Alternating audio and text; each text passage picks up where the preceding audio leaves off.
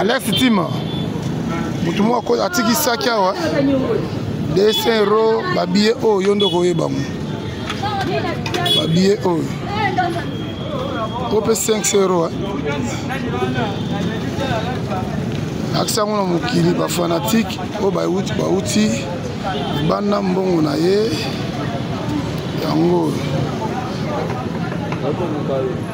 Ouais, bien tiki sak ni aninga la samba. Il y a répétition. Ah ya. La preuve na ye, ba carte na ye. Dis ça na ba carte.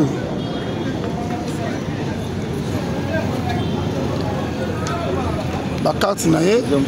Ba carte visa ni msusu yango wana. Azonga. Pourquoi yo za suivi ba ko mona fonga na fonga pe pocho.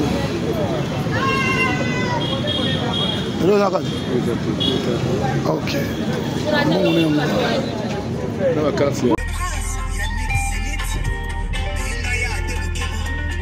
Ni composé di Watanabe Goga. Boulot Itoko. De la République de Makambo. Christian Kouavubu. Le 001 de Colorado. Yoka de la République. C'est Watanabe toujours.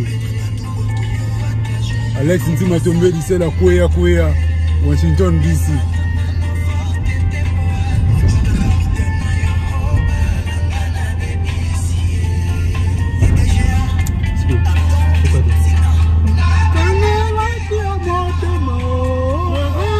Ah, que c'est le meneur.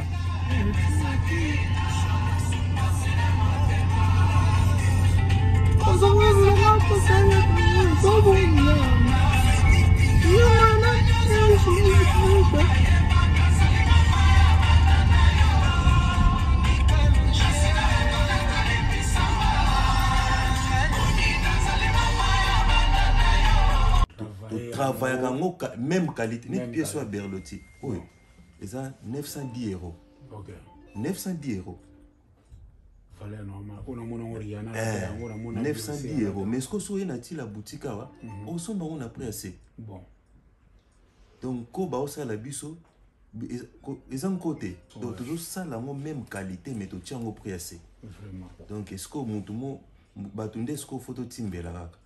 Parce que, place où il y a 910 euros, vous voyez, tu peux faire un fond bon, mais même qualité. Même qualité.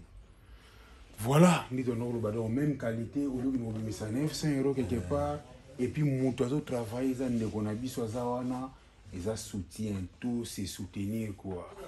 Les rois de la forêt, Mobali assis des gyms en pata, tout ça, awana, lumière, la lumière de Turquie, bien baptisé par Mampata, le général de Depanzo. Les rois de la forêt, Nazoya, Denabaki, Banawenge. Kozonga na ngai boye retour na oki notala le roi de la forêt mbala moko na Chicago kwa to mona wana to koma ya so bomoni na lati forme o to na olata na to ndo kuta na le roi de la forêt donc ça attire la boutique parce qu'ils ont vraiment collection o yonga na sepela na ngo